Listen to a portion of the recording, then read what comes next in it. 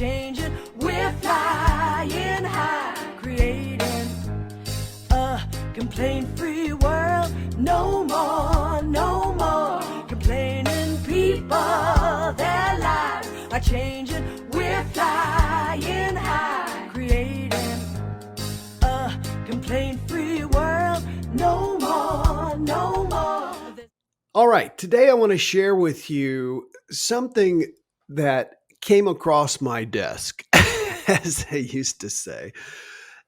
This is something that has come on my radar lately, and I actually have heard people express toxic masculinity, and I'm going to loop all this together, all right? Toxic masculinity and even toxic positivity. And my daughter, Amelia, did a thing for the Complaint Free Life Inner Circle. We do a private event for them every Wednesday at 11 a.m. Eastern Time. And she did a thing on toxic positivity. And I have heard the term toxic positivity, and I think that given the choice, I would take toxic positivity over toxic negativity. All right.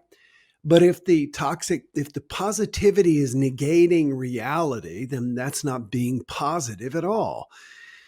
We confuse Pollyannish with positivity.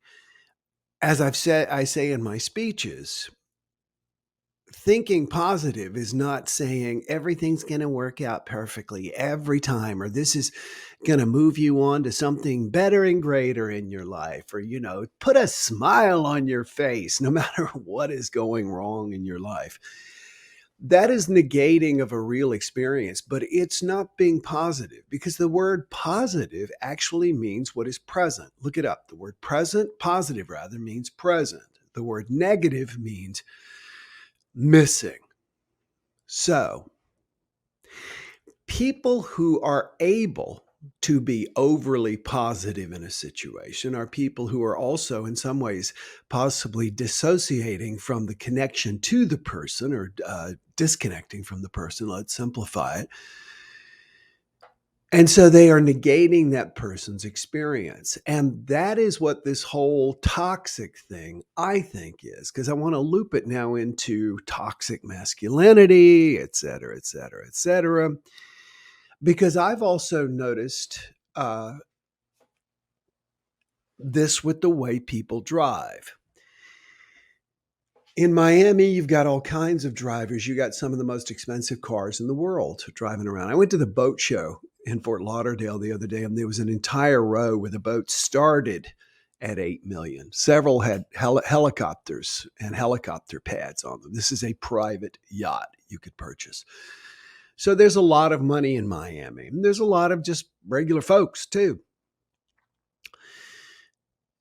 When we think of toxic blank, we tend to think of toxic masculinity. Why? Because there's a lot of videos on the internet of men going crazy and just,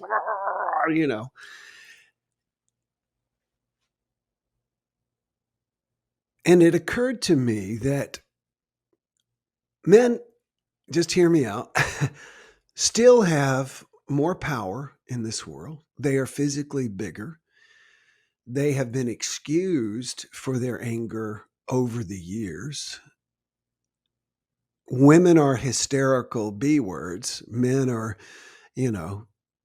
entitled, there's the word, to be angry. And so when we see these toxic masculinity moments, I don't think of it as toxic masculinity. I think of it as toxic entitlement, because men, bigger, especially, I feel that white men have more privilege. I know white men have more privilege in this country. I know that I do, more than African American men in similar situations. And so you start to develop this sense of entitlement, which allows you to express that toxically, or gives you in your own mind permission to do it when things are not going that are supporting that entitlement you feel.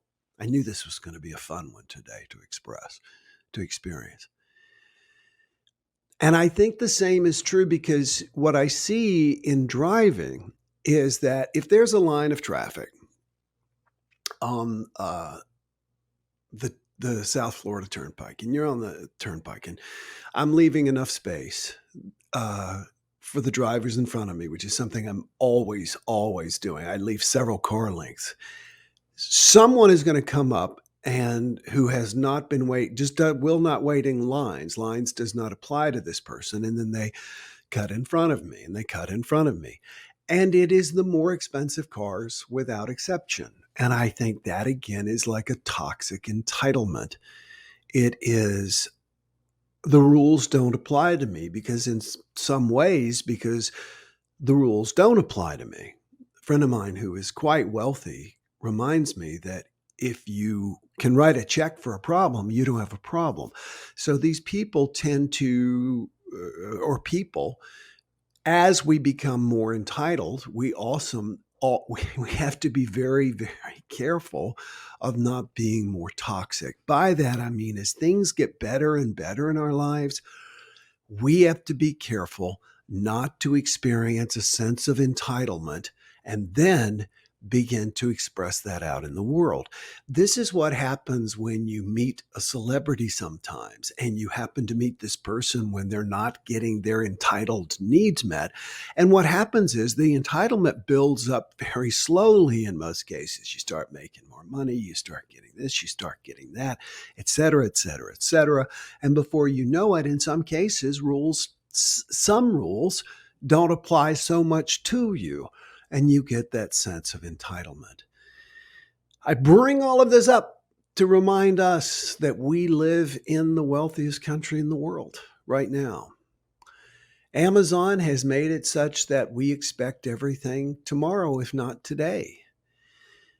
That's a good thing, and it causes us to feel entitled when we don't get things from other vendors or even from Amazon sometimes within the time frame that we expect it.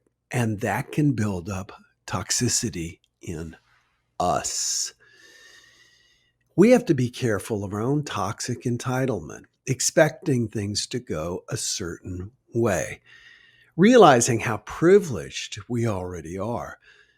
One of the people who works for me, Ivan, lives in the Philippines. And one of the things that I always understand is that when we have our Friday meetings, it can be a question as to whether or not Ivan's going to be there because his internet is up and working, I don't know, 70, 80% of the time. Imagine if your internet only works 70 to 80% of the time. One of the things that helped me for a while, because it comes back if you don't practice it regularly, my sense of entitlement, was when I went to Africa for a week and a half or 2 weeks to help build a children's hospital there. And they would often remind me, TIT, this is Tanzania. That was the acronym. This is Tanzania. When, I don't know,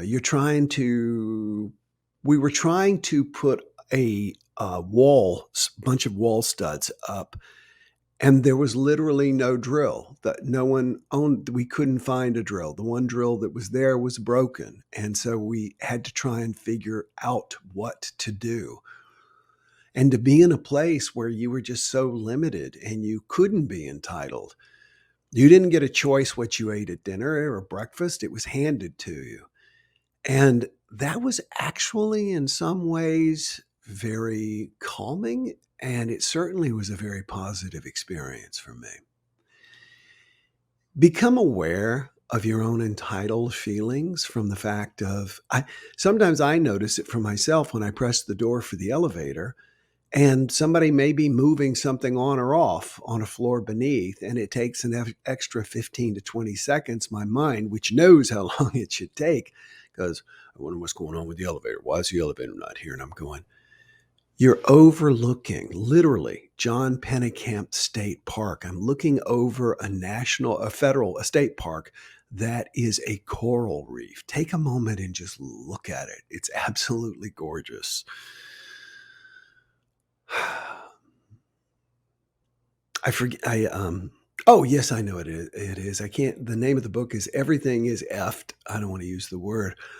And in it, he paints a rather dire future of people basically disconnecting through our entitlement to the point where things just go completely wrong. It's very bleak. We need to be the way to not be entitled or express our sense of entitlement is to constantly be appreciative of what we have in our own minds and to others, to not talk about what's missing, which is complaining, but to talk about what we're grateful for, which is appreciation, which is that which we want to increase. The word appreciate means to increase in value. That's what we want to bring into our lives before our sense of toxic entitlement just takes the better of us and we don't even realize it.